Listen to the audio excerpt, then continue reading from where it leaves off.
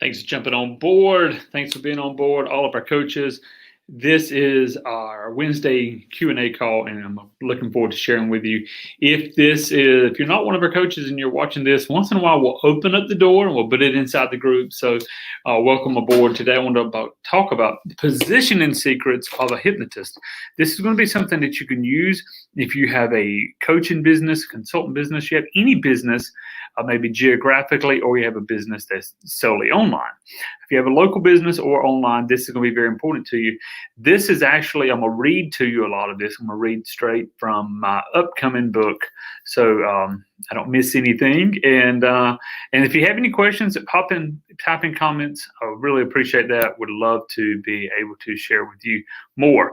So we're going to talk about the positioning secrets of a hypnotist and how that has helped build his business. I'm not talking about positioning in the mind. I am, but I'm not talking about using hypnotic effects. I'm just talking about the role of a hypnotist and how he used this and how I believe it's going to help you as well. All right, so I'm going to jump into my book. In fact, I may just do a share screen. And yeah, let's just do a share screen. How about that? Does that sound fun? And I'll just read you straight from the book. Unedited version of the book. Okay, I want you to grab a hold of this. So this book's will be available shortly, but I want to give you an opportunity to see what we're going to talk about today. So, guys, if you're coming on board, again, posting comments, let me know where you're at. I appreciate it. Love hearing from you and love knowing what is happening with you. So let's jump into application.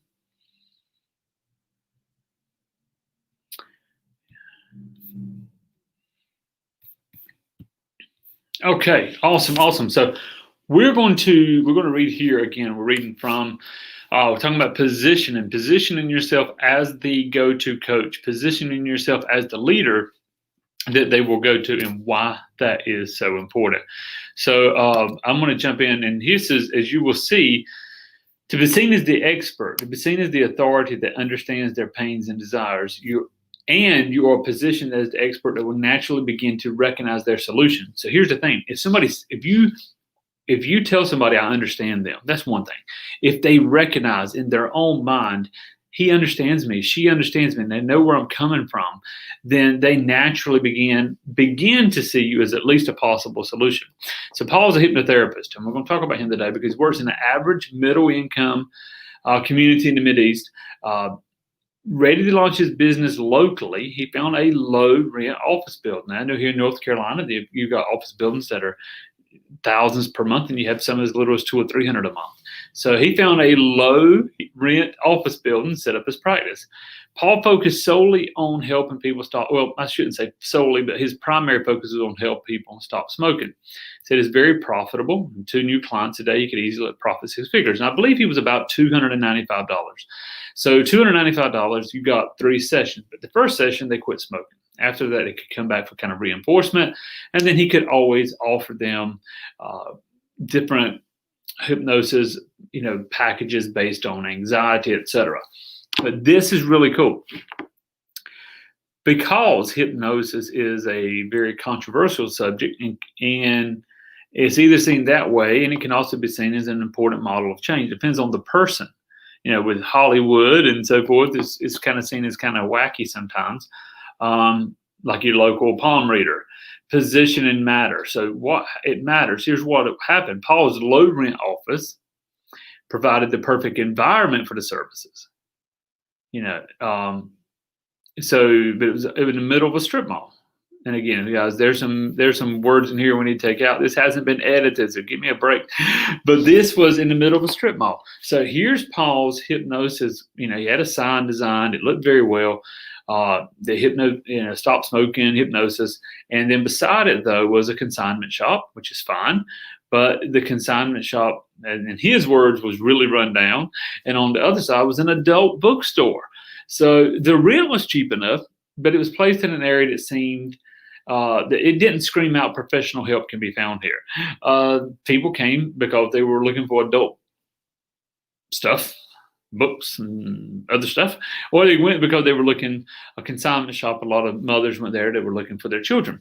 That mean either people on either side could use his hypnosis. Sure, I'm sure people that visited both were smokers. But the point was the rent was cheap, but it was in an area that didn't scream out professional help can be found here. He realized this way as well. He had a hard time getting people to come on board. If they showed up, sometimes they did not come back. So he realized and started looking for another office. He found one that was in conjunction. There was one big office, had a natural herbalist, and there was a yoga studio. And he said, hey, this seems better. This is better because these people at least are open-minded. They're doing yoga. They're into herbs and alternative medicine. They're probably going to be the right fit for me. The rent was more expensive, but it was the right place. But something told him to keep going, position yourself where you want to meet with people. And he met with a lot of professionals. And also, who is your avatar? We talked about this inside the coaching program. Who is his avatar? A lot of his avatar were professionals. They were, and a lot of people smoke, but they were professionals that thought, hey, I need to end this. This is not good for my career as a doctor. Can you imagine going to a heart doctor that's talking to you about your heart and you smell cigarette smoke on them? It was attorneys. It was real estate agents. It was professionals that did not want to be smell like cigarettes or be hung into that persona or be just getting to break through that addiction. So he looked for another office. This one he found, actually, he said the rent was a little over 3 times higher than the first. But the office was right in the middle of an internal medicine. So on the right-hand side or left-hand side was an internal medicine doctor, actually a firm of about 4 doctors. And then on the other side was a mental health psychiatrist office. So it was genius because people already recognized mental health psychiatrists, and they recognize internal medicine doctors as legitimate and professional. If you go there, you have a problem and you have solutions. So what it did was not only bring in good clients, maybe somebody that went to internal medicine saw this hypnotherapist. Now he also changed this. The signage was different. It looked a lot more professional than, hey, stop smoking now for $200. But it was professional signage. But because he was seen in that light. So it was a couple things. Geographically, people saw him and said, wow, maybe they're coming out from internal medicine, maybe they're coming out of psychiatry, and here's somebody to help stop smoking. And it's other services. But also because when they pull up into this medical mall, understand it was like a strip mall full of just medical offices. They had a different persona. This is somebody of authority. If a doctor comes in with a white lab coat and they tell you to do this, most people say, okay, doc, let's do it. This was the same persona that he had because now it was a hypnotist that was in the middle of this. So it may have been geographical in nature, but it could be done online as well. And we're going to talk about that. The positioning was genius because of the geographical and the mental place people were at. And see, here's what's real important. People desire professionals. People want professionals to serve them and help make their life better. Having someone to care for you is awesome. We need to think about this. We want to care for somebody. But having someone that gets the results of what you desire. When I need a dentist, when I need dental work, I go to my dentist. Does that make sense? Not your neighbor. Now, that's what I wrote in the book. Actually, my dentist is my neighbor, so we kind of did both. But anyway, you go to somebody that can perform the work. The work's going to be done. You may love your best friend. Think about this. You may love your best friend, but if you got a diagnosis that you or somebody you care about had to have brain surgery, a friend of mine just had brain surgery. I think the world of this person, but I was not going to go in there and try to operate. That's not my expertise. So they went to a neurosurgeon, had the brain surgery. So it goes back to people may care for you, people may like you, but people will only spend money with you as a coach when they see that you can solve one of their pains or help them give them one of their desires, and you have a process to make that a reality. Okay? People choose to work with professionals. This is why positioning yourself as the professional is the first of the 4 P's in our process. And we'll go through all 4 of the P's shortly. But first, I want to start with this, that it really is first and foremost the ability to be the professional. I want you to grab a hold of this. So this hypnotist did a couple things that really worked out well. This hypnotist went in, as we show here, and he found the right geographical location, because the geographical location is actually what caused people to want to work with him. They saw him in a different light. They saw him as more of a professional.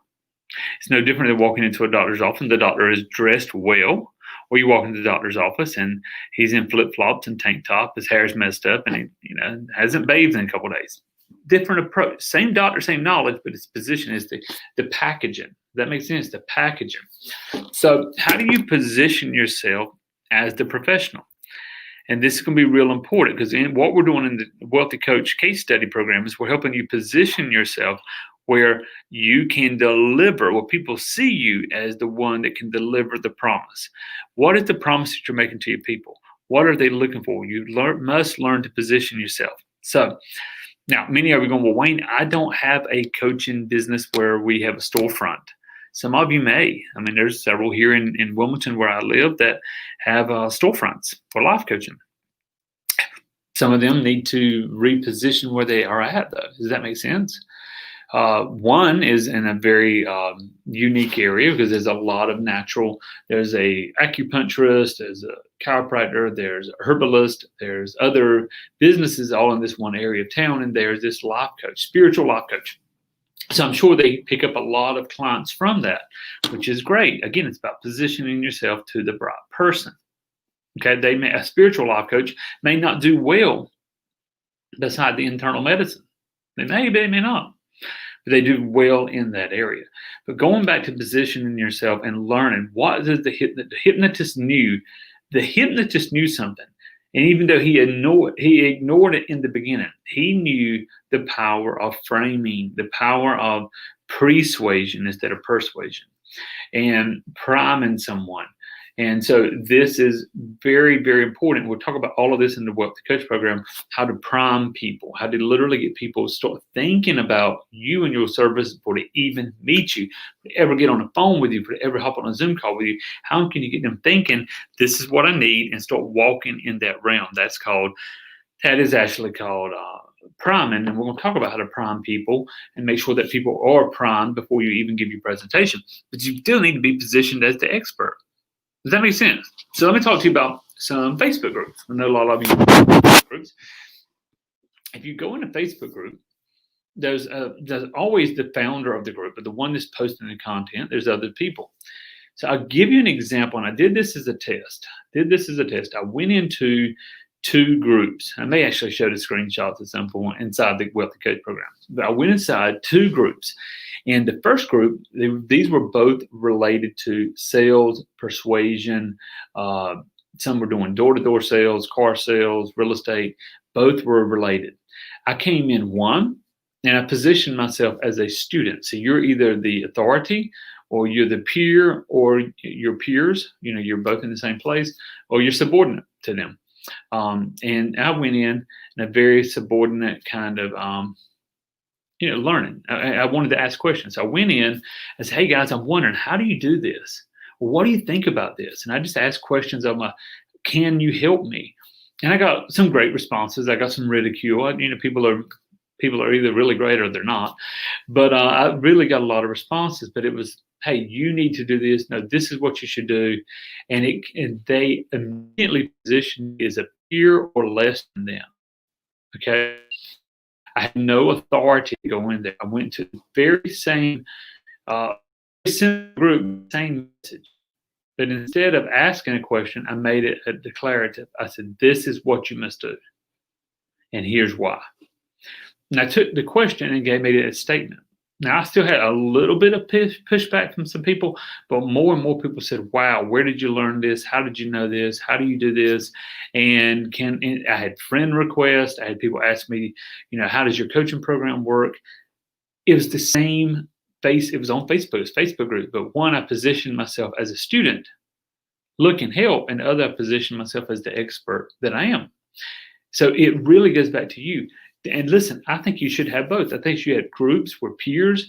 I have a private group for just coaches, and we help one another. We learn from one another. We share from one another. We're all coaches, and we all are paid coaches, and we learn inside of the Wealthy Coach. You can be part of a private mastermind group, and you'll be part of that too. So you can learn. You can be vulnerable and say, "Hey, how do you do this? What would you recommend on this?" Then you should have groups where you are going in and you're either a peer or an expert.